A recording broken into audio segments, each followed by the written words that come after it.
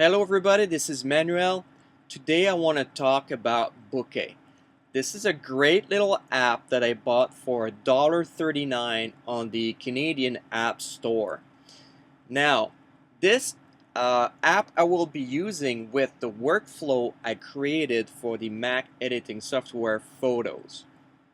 I like this editing software because you can create effect very quickly by applying some blur to your image. So let's have a look what we can do with this. And without further ado, we're going to go to my Photos library. So I will choose this image to work on first and show you the basis of Bokeh. So this is a photo that I took in Bali. We have samples of tea and coffee. Now, there's a lot of texture and lines and grains on this table. So when you look at this image, your eye is not necessarily focused to the drinks in the middle because there's so much going on around. So we will try to correct that by applying a little bit of blur to a photo. So we will go to Edit. Now you will need to use the external editors for photos in order to use Bokeh straight from Photos. So here's the link if you want to see how to do that and how this app works. Now, I imported Bokeh into my favorites, so I already opened the image. So you click on Bokeh and this is what's going to happen. This image will open. So let's have a look quick at the interface here and what you can do with this software. So as you come around here, there is on the top right corner six menus, 6 things you can do with your image. So let's start with custom. What's going to happen with custom is you have total control on what you can do with your image. So basically there's brushes here and there's 3 modes that you're going to find throughout all of the menus here: the aperture, the vignette, and the saturation.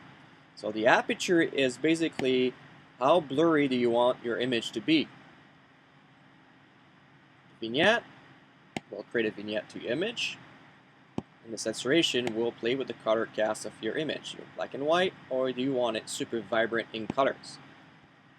Okay, now this top menu here will work with the brushes. So see if I go around here, you'll see there's a circle, so that's my brush. You can change the size of this brush, very fine to very big, and you can change the hardness of this brush. So just to give you an idea, we're going to put the hardness at 0% and choose a brush about this size, and then we're going to press here on the table. As you can tell, the middle is clear and is very gradual the way it goes from clear to blurry.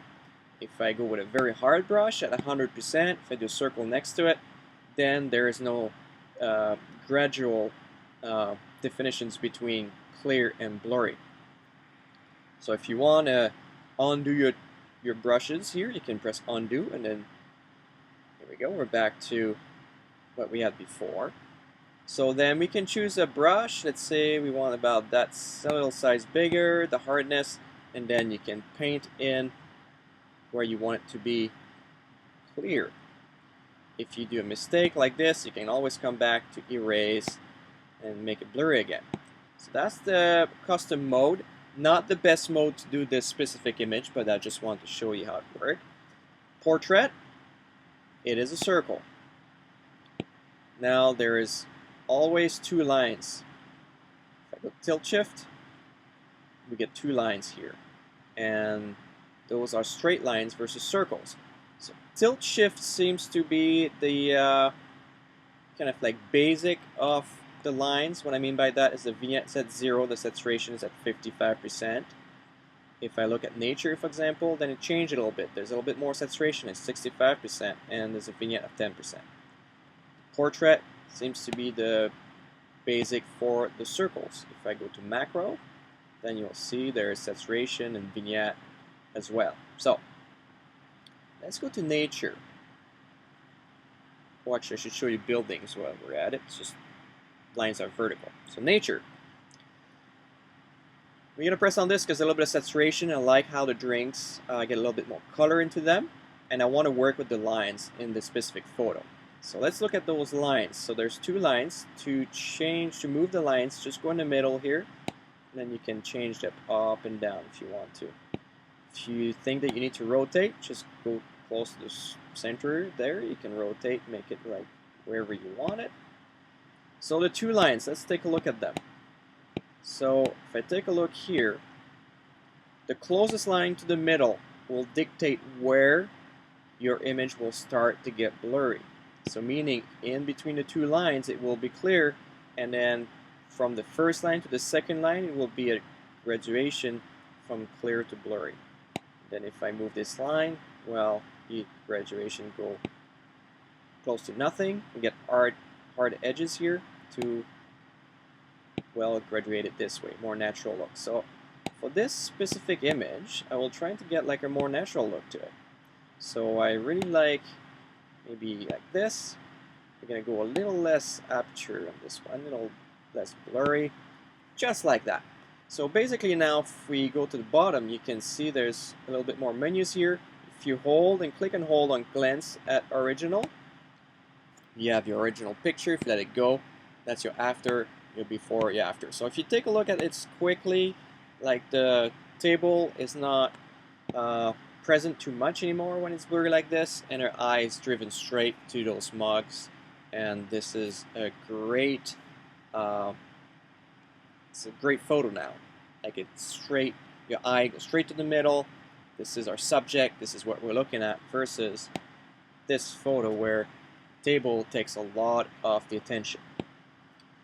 If you want to share it, to save it, you press to share here, and there will be a bunch of different options. You can link your account, Twitter, Facebook, and so forth in here, or you can save the iFocus document so you can go back and work on it later, or you can export as a JPEG.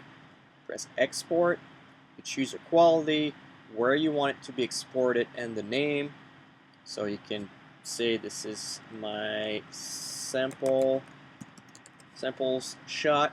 Now the downside of using this software versus, let's say, the Google Nick collection is when I save it, the photo does not go back automatically to my library in Photos. So I will need to export this image somewhere where I know that I can find it and I can re-import it into my library in Photos. Or you can just straight send it to the internet and then don't worry about it later if it's how you do things. So you're gonna kind of like, that's the extra step that we don't necessarily have to do sometime with the workflow I created. Okay, so this is my mugs shot. Now let's go and have a look at this image of the seaplane. Now this is what I like about this. If I glance at the original, this is what the picture looked like.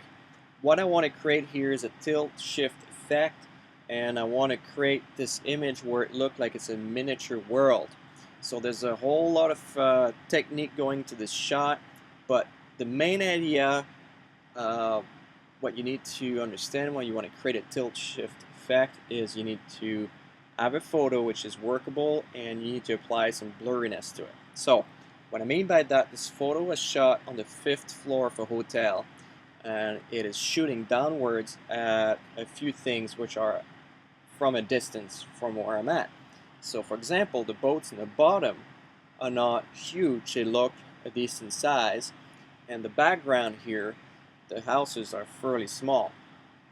So when I add some blurriness with the tilt shift, it almost looked like I created a miniature world.